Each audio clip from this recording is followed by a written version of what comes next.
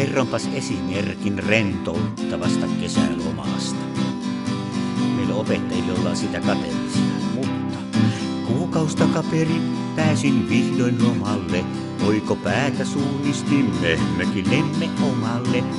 Nautin etukäteen hienot ajat olisi eessä, mutta pikku yllätys otti rantaveessä. Hirven raato lojui siellä, oli haju hirven paha.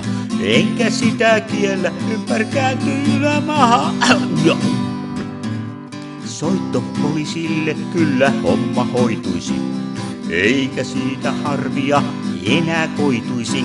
Hoidetaan, hoidetaan, kyllä homma hoidetaan. Soita hätäkeskukseen, siellä homma hoidetaan.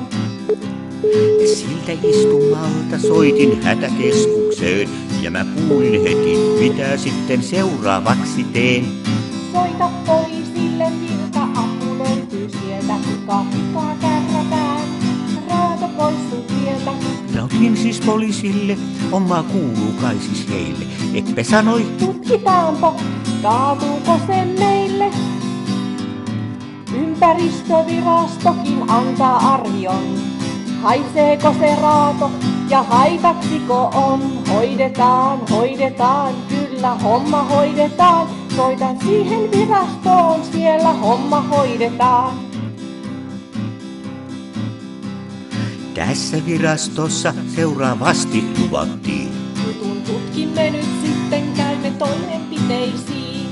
Selvittää myös täytyy, kuuluuko se valtiolle vai kuuluuko se täällä kunnanhallinnolle. Riistanhoitoyhdistyksen lausunnonkin saada voisi. Tässä tietämyksen hyvin varma olla soisi. Kirjetetään nyt sitten raatoveks. Syksyyn mennessähän se jo saadaan aikaiseksi. Hoidetaan, hoidetaan, kyllä homma hoidetaan.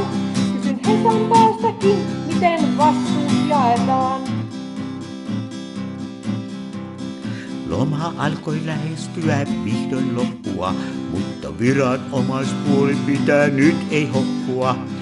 Vihdoin selvis vastuu kuulu, arvattekos mille, sille jolle ensin soitiin, siis poliisille. Tästä jäivät sielun arvet, mitä epäile ei kukaan, mut mä saan pitää sarvet lakipykälien mukaan.